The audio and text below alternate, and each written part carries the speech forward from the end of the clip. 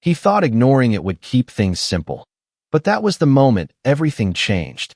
Vincent Moretti stood at the far end of the marble kitchen, the low hum of a $12,000 espresso machine filling the silence as morning lights spilled through floor-to-ceiling windows, cutting sharp lines across polished countertops. And there she was, Ava Johnson, moving carefully, almost too carefully, her footsteps soft against the stone as if she were trying not to disturb something invisible, something fragile.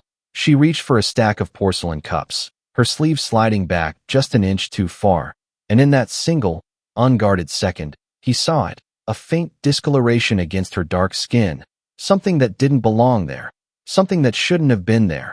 And just as quickly, she pulled the fabric down, her fingers tightening slightly, her posture straightening like nothing had happened, like she hadn't just revealed a truth she spent every waking moment trying to hide. Vincent didn't react, not a flicker, not a word. His expression remained carved in the same cold precision that built empires and ended conversations before they began, because men like him didn't ask questions they weren't ready to answer, and yet his gaze lingered half a second longer than usual, a detail so small no one else in the room would ever notice. But it was enough for something quiet to settle beneath the surface, something patient, something deliberate. Ava turned slightly, avoiding eye contact as she always did, her voice low when she spoke. "Coffee's ready, sir." Steady, respectful, controlled, as if every word had been measured before it left her lips. Vincent gave a small nod. Nothing more, his hand brushing the edge of the counter as he moved closer, his presence alone enough to shift the air in the room. Staff instinctively stepping aside without being told. Power didn't need to announce itself here. It simply existed. And yet Ava didn't look up. She never did. Not out of disrespect, but out of habit. The kind built from knowing your place too well. The kind that becomes second nature when the world teaches you not to be seen. He took the cup from her hand. Their fingers never touching. And for a brief moment, the reflection in the dark coffee caught both of them in the same frame. Him standing tall, composed, untouchable, her slightly turned away, guarded, distant. Two lives intersecting without ever truly meeting. Or at least that's what it looked like. Vincent lifted the cup, but didn't drink, his eyes drifting once more, not to her face, but to the place where the sleeve now sat perfectly in place, hiding everything it needed to hide. And then, just as quickly, he turned away, walking toward the private dining room as if the moment had already passed, as if it had meant nothing at all. Because in his world, the most dangerous decisions were never the loud ones. They were the quiet ones made in silence, without witnesses, without warning. And as the door closed behind him with a soft, final click, the house returned to its rhythm, footsteps, whispers, the distant clink of glass. But something had shifted, something no one could see, not yet. Because Vincent Moretti had seen what wasn't meant to be seen, and he had chosen to say nothing. By midday, the house was no longer quiet. The stillness of the morning replaced by polished laughter and the low hum of expensive conversations, voices echoing across the glass-walled living room where sunlight stretched across Italian leather and chrome, a gathering Vincent had not planned but tolerated, men in tailored suits and women with effortless confidence moving through the space as if they belonged there, as if the weight of the house did not belong to one man alone. And in the middle of it all, Ava moved like a shadow, silent, precise, invisible unless someone needed something. Her hands steady as she placed crystal glasses on a long oak table, her eyes lowered not out of fear but out of discipline, because she understood something most of them did not. Attention was not always safety. Sometimes it was the opposite. A woman in a white silk dress watched her for a moment too long, a faint smile forming, not warm, not kind, just curious enough to become dangerous. "You missed a spot," she said, her voice light but sharp enough to cut through the room. And just like that, conversations softened, not stopped, but shifted, people listening without looking. Ava paused, her fingers tightening ever so slightly around the cloth in her hand. Then she nodded. "I will take care of it," her voice calm, even, untouched by the tone directed at her. But the woman stepped closer, heels clicking against the floor, deliberate, measured. "You people always say that," she added, a sentence wrapped in casual dismissal. And this time, a few heads turned, not to defend, not to intervene, but to observe, because moments like this were not about right or wrong. They were about hierarchy, about seeing who would speak and who would stay silent. Ava did not respond. She simply stepped aside, allowing the woman to pass, her posture straight, her expression unchanged, and for a second, it almost seemed like the moment would dissolve on its own, like so many others had. But then the woman laughed softly, just enough for those closest to hear. I do not know why he keeps staff like this, she said, glancing around as if expecting agreement. And somewhere near the far end of the room, Vincent stood with a glass in his hand, listening without appearing to listen, his gaze distant, his posture relaxed, the image of a man untouched by the noise around him. He did not step forward. He did not interrupt. He did not even shift his weight.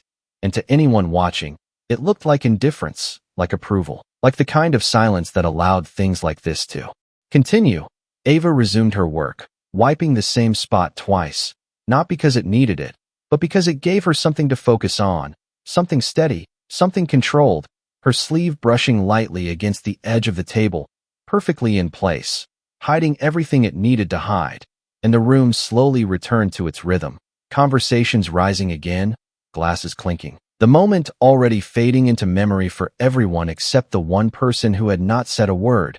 Vincent lifted his glass slightly, his eyes finally moving, not toward the woman, not toward the guests, but toward Ava, just for a fraction of a second, long enough to confirm what he had already decided, and then he looked away again, as if nothing had happened, as if everything was exactly as it should be, because in that house, silence was never empty, it was waiting. Vincent did not return to the gathering after that moment. Instead, he moved through a private corridor where the noise of the house faded into a distant echo, the soundproof walls swallowing laughter and conversation until there was nothing left but the quiet rhythm of his own footsteps, steady, controlled, intentional. He entered his office without hesitation, a room lined with dark wood and muted light where every detail had been chosen with precision. And as the door closed behind him, the world outside no longer mattered. He set his glass down untouched, the liquid inside still, reflecting nothing. And for a long second he simply stood there, not moving, not speaking, as if allowing the silence to settle into something useful, something clear. Then he reached for his phone, not with urgency, but with certainty, the kind of motion that came from decisions already made. "Marco," he said, his voice low, even, carrying no trace of emotion, just direction. "I need you to review the interior cameras, kitchen, service hall, staff entrance, last 48 hours. There was no question on the other end, no hesitation, only a brief acknowledgement, because when Vincent asked for something, it was never casual. He ended the call and placed the phone back down, his gaze drifting toward the window where the city stretched out in sharp lines and distant movement, millions of lives unfolding beyond the glass. Unaware of the small shift that had just begun inside one house. Minutes passed. Then the screen on his desk lit up, silent footage streaming in clean angles and muted colors. Ava moving through the frame again and again, always the same, efficient, composed, invisible unless needed. Vincent watched without interruption, his eyes catching the details others would miss. The way she adjusted her sleeves when no one was looking, the slight pause before lifting heavier objects, the controlled way she carried herself as if every movement had been practiced to avoid attention. Nothing dramatic, nothing obvious, just patterns, quiet signals, layered beneath routine. And then there were the gaps, small windows of time where she disappeared from the cameras entirely. Not long, not enough to raise alarms for anyone else, but enough for him, because absence, in his world, always meant something. He leaned back slightly, his fingers resting against the edge of the desk, thinking not about what he had seen, but about what had not been shown. And that was when he spoke again, not to the room, not to anyone visible, but into the stillness. That answered him. "Do not approach her," his voice steady, deliberate, as if someone were already listening. Not yet, because this was not about reacting, not about stepping in too soon. This was about understanding the full shape of something hidden, something carefully concealed behind silence and routine. He turned off the screen, cutting the footage mid-frame. Ava frozen in motion for a split second before disappearing into darkness, and Vincent stood, straightening his jacket as if preparing for something no one else could see, because he had seen enough to know one thing with absolute certainty. Whatever Ava was hiding, it was not weakness, it was endurance, and endurance always had a breaking point. And when it came, he intended to be the one already waiting. That night, the house emptied the way it always did, slowly and without ceremony, the polished voices fading into the distance as doors closed and engines started, leaving behind nothing but quiet hallways and the faint scent of expensive cologne lingering in the air. And as the last light in the main living room dimmed, Ava stepped outside through the staff entrance, the cool night air settling around her shoulders like something honest, something that did not ask anything from her. She pulled her coat tighter, her movements small, contained, as if she were folding herself into a version of invisibility that could survive the outside world.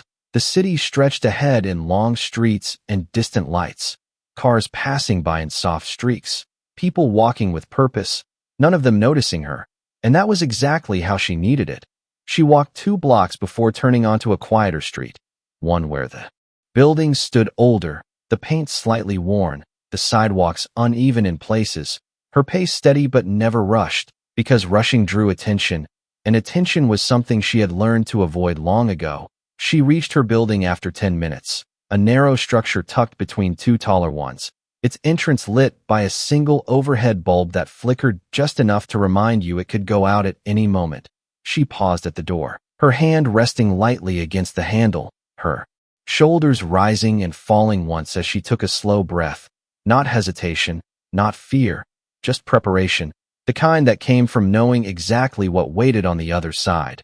She stepped inside, the hallway dim and quiet, the hum of an old heater somewhere in the distance filling the silence. Her footsteps softer now, measured, controlled.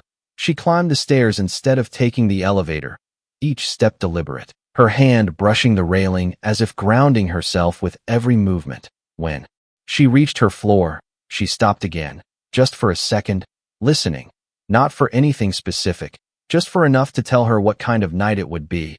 And then she unlocked the door and entered. The apartment was small, clean, everything in its place, a space built not for comfort, but for survival. A single lamp casting a warm but limited glow across the room. She set her bag down carefully, removing her coat and placing it over the back of a chair, her fingers lingering on the fabric of her sleeve for a moment before letting go. She moved to the kitchen sink, turning on the faucet just enough for water to flow in a quiet stream, and stood there, her hands resting against the edge, her reflection faint in the dark window above it, not looking directly, just present, just existing in that small space between who she was outside and who she had to be here. A phone buzzed softly on the counter, the sound brief but sharp in the stillness. She looked at it without reaching, the screen lighting up with a name she did not react to, not surprise, not anger, just recognition, the kind that came from repetition, from patterns that did not change. The phone stopped, the screen went dark, and the silence returned, heavier this time. She turned off the water and dried her hands slowly, methodically, as if each motion mattered, as if each second delayed something inevitable. And somewhere across the city, in a house filled with silence of a different kind, Vincent stood by his window, looking out at the same stretch of lights, his expression unchanged, his posture still, but his phone now resting on the table beside him. A single message already sent, coordinates, a time, nothing more. Because while Ava prepared for another night, she had already learned how to endure. Vincent had just stepped into a world he had chosen not to ignore, and for the first time, their paths were no longer running parallel. They were moving toward the same point, and neither of them had spoken a word. Morning arrived without announcement, pale light slipping through the narrow blinds of Ava's apartment as the city outside began to wake. Car engines murmuring, distant horns echoing between buildings, and inside that small space, everything remained still for just a moment longer, as if the room itself was holding its breath. Ava sat at the edge of her bed, already dressed, her posture upright, but not rigid, her hands resting loosely in her lap, eyes focused on nothing in particular, just steady, just present, as if she had learned long ago that stillness could be a form of control, a way to gather herself before stepping back into a world that did not wait. On the small table beside her, A folded envelope lay partially tucked under a worn book, its edges slightly creased from being handled too often. She reached for it without hesitation, opening it carefully, revealing a stack of bills organized with quiet precision. Not a single dollar out of place. She counted them again. Not because she did not trust the number, but because repetition made it real, made it manageable, made it something she could hold on to. And when she finished, she slid the money back into the envelope and pressed it flat with her palm, her fingers lingering there for a second longer than necessary, as if anchoring herself to the reason behind everything. Across the room, a second phone rested on the counter, older, its screen dim. But when it lit up, her attention shifted immediately. The name displayed there did not bring fear or hesitation, only a quiet sense of responsibility. She stood and crossed the room, picking it up, her voice soft but clear when she answered. "Hey, Marcus." Her tone different now, lighter, almost warm, the way it only ever became for one person. There was a pause as she listened, her expression softening just slightly, a faint smile touching her lips, something real, something unguarded. "I know. I got your message," she said, turning slightly toward the window, her free hand resting against the sill. "You just focus on your classes. All right, I will handle everything else." Her words carried no strain, no weight, as if what she promised was simple, as if it did not require everything she had to give. She listened again, nodding even though he could not see her. "I am proud of you," she added quietly, and for a moment, the world outside seemed distant, unimportant, just noise beyond the glass. When the call ended, the silence returned, but it was different now, heavier, grounded in something deeper than routine. Ava set the phone down and picked up the envelope again, sliding it into her bag with careful intent, not hiding it, but protecting it, because that money was not just survival, it was a future being built one day at a time, and she would not let anything interrupt that. She moved through the apartment with quiet efficiency, straightening what was already straight, adjusting what did not need adjusting, small actions that created order where control was limited. And when she finally reached the door, she paused once more, her hand resting against the handle, her shoulders rising with a slow breath before settling again. Not hesitation, not fear, just acknowledgement of what waited outside. And somewhere across the city, Vincent stood in a different kind of silence. His office already lit, the early hour meaning nothing to him. A file now open on his desk, not thick, not detailed, just enough, a name, an address, a pattern beginning to form. He did not flip through it quickly. He did not rush, because this was not about gathering information. It was about confirming what he already suspected, his eyes moving slowly across the page before stopping completely, his hand resting beside it, still, controlled, as if the next step required no discussion, no approval, only timing. And as Ava stepped out into the morning light, carrying everything she needed to endure another day, Vincent closed the file, because endurance, he knew, was never meant to last forever. The day unfolded with the same measured rhythm, but something beneath it had begun to tighten, a tension so subtle no one in the house could name it. Yet it lingered in the pauses between words, in the way glances held a fraction too long before looking away. Ava moved through her tasks with the same precision as always, her hands steady, her posture composed. But there was a slight delay now, almost imperceptible, like her body was carrying a weight her mind refused to acknowledge. In the kitchen, she reached for a tray, lifting it carefully, her sleeve shifting just enough before she adjusted it again. The motion practiced, automatic, and across the room. One of the newer staff members watched her, curiosity flickering in his eyes, not unkind, just unaware, because people who had never learned to look closely often mistook endurance for normal. The hours passed, sunlight shifting across the floors until it softened into late afternoon, and outside the tall windows, clouds gathered slowly, dimming the light into something cooler, something quieter. Inside Vincent's office, the air remained unchanged, controlled, untouched by the outside world. He stood near his desk, the same file open but no longer needed, because what mattered now was not the information, it was the timing. Marco stood across from him, silent, waiting, understanding without needing explanation. Vincent did not look at him right away, his gaze fixed on the city beyond the glass, the lines of traffic, the distant movement of people unaware of how quickly things could shift. Tonight, he said finally, his voice low, calm, not a command but a certainty. Marco gave a slight nod. No questions, no hesitation, because there was nothing to clarify. Everything had already been decided. Vincent turned then, his expression unchanged, but his eyes sharper now, focused, no noise. He added, a single condition that carried more weight than any detailed instruction. Marco understood immediately. This was not about making a statement. This was about removing something that did not belong, something that had crossed a line Vincent did not tolerate. And as Marco left the room, closing the door quietly behind him, Vincent reached for his jacket, adjusting it with slow precision, his movements controlled, deliberate, as if preparing not for confrontation, but for correction.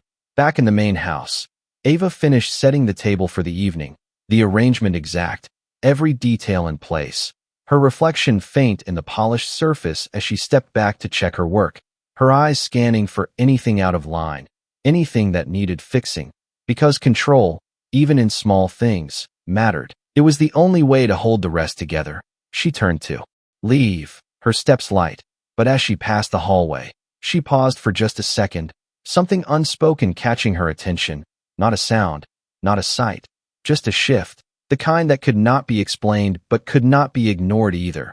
She looked down briefly, adjusting her sleeve once more, then continued on, because stopping was not an option, not here, not now.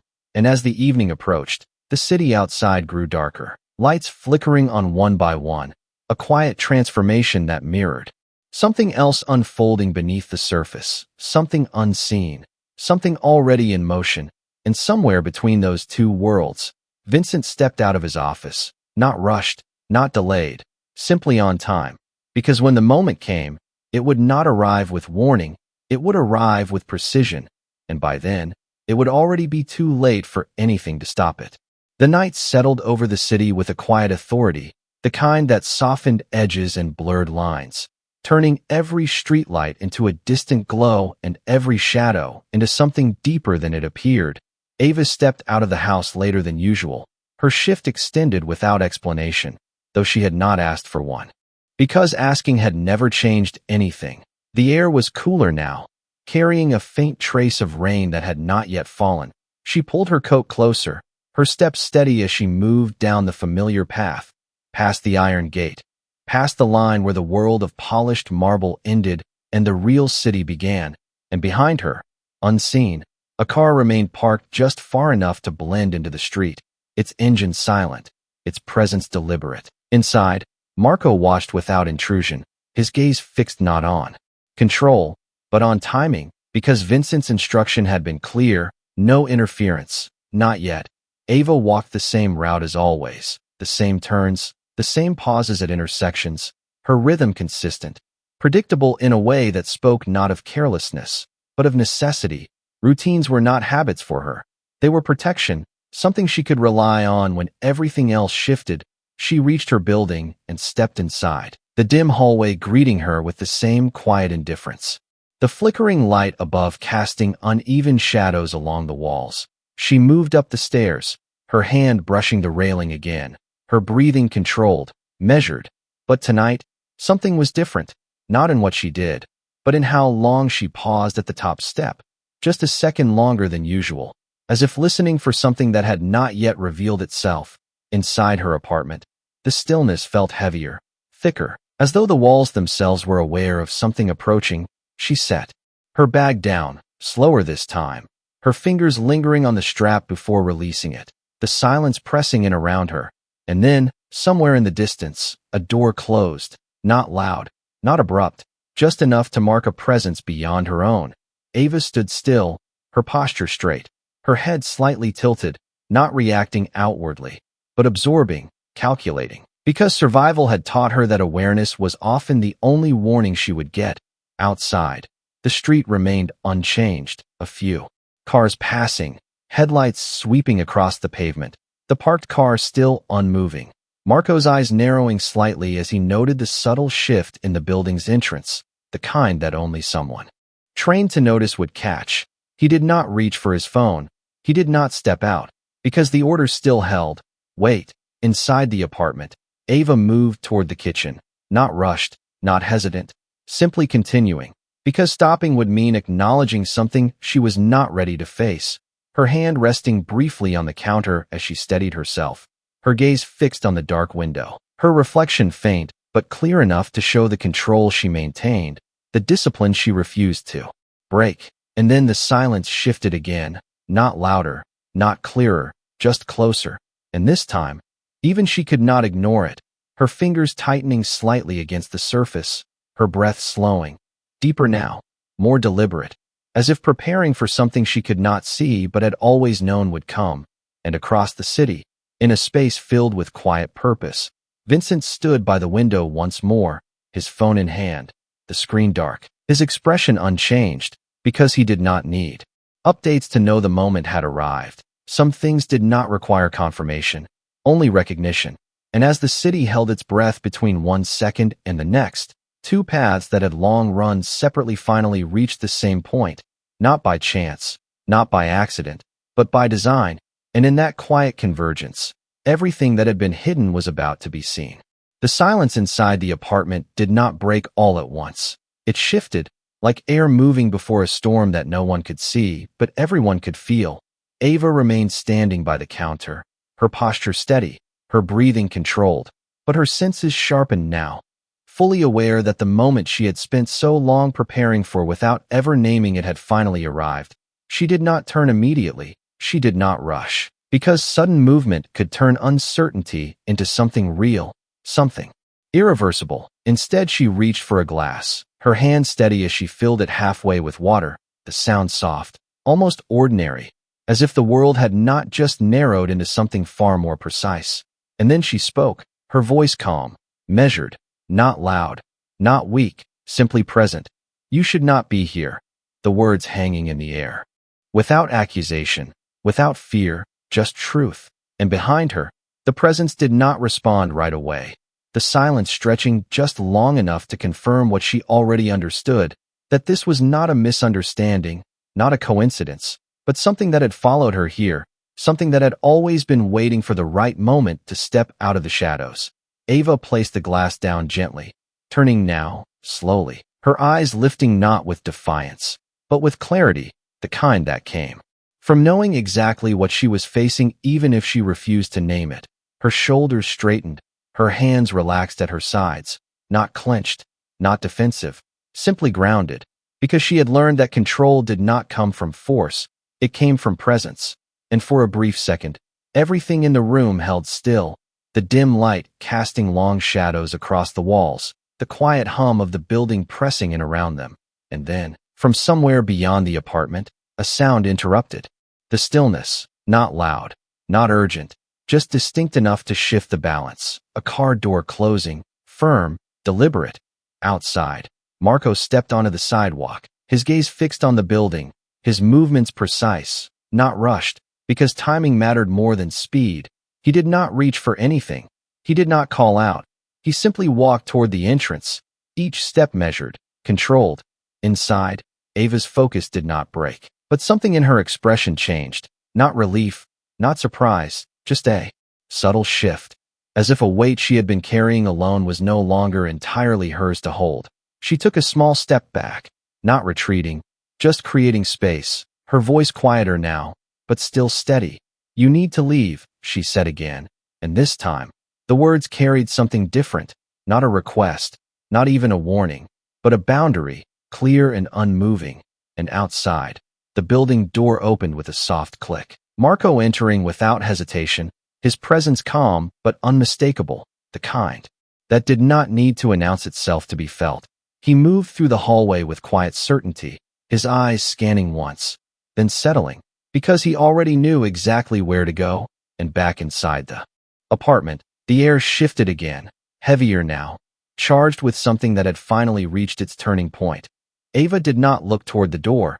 She did not break her focus, because whatever happened next was no longer just something she had to endure. It was something that was about to change. And across the city, Vincent stood in silence, his phone untouched, his expression unchanged, because he did not need to see what was happening to understand it.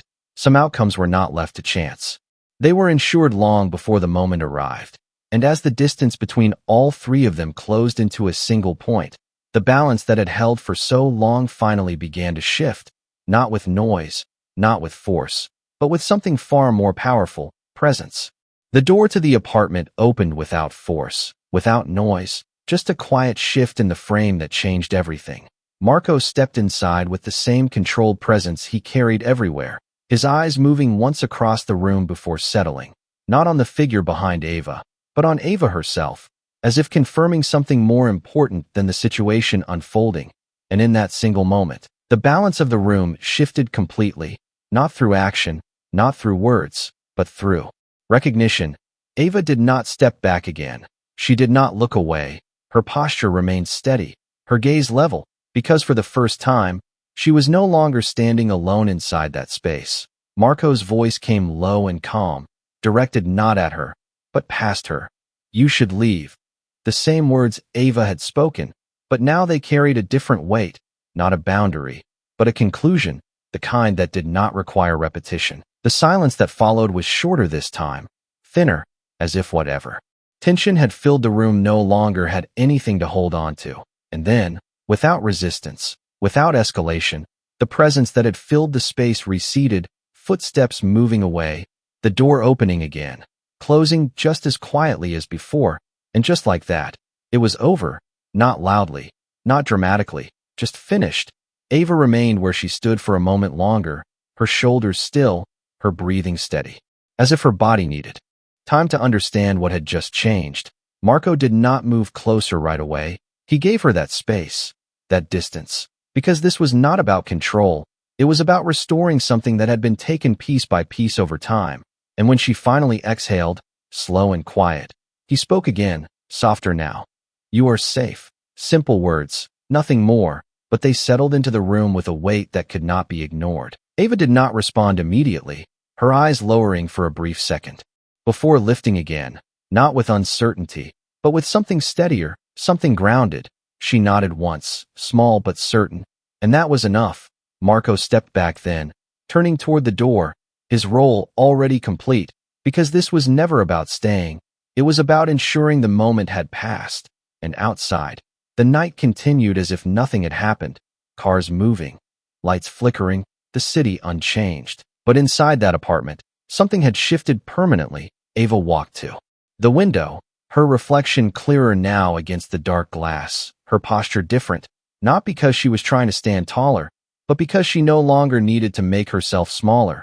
And across the city, Vincent stood in his office, the same quiet surrounding him, his gaze steady as he looked out over the skyline, his phone still untouched, because he already knew. Some outcomes did not need confirmation, they were understood. He adjusted his cuff slightly, a small, precise movement, and then he turned away from the window, the matter already closed in his world, but not forgotten, never forgotten. And back in that small apartment, Ava remained by the glass, her eyes steady, her shoulders relaxed, her presence unchanged yet unmistakably different, because for the first time in a long time, the silence around her was not something she had to endure, it was something she could finally own. And in that quiet, without announcement, without witness, dignity returned to its rightful place, not given, not borrowed, but restored.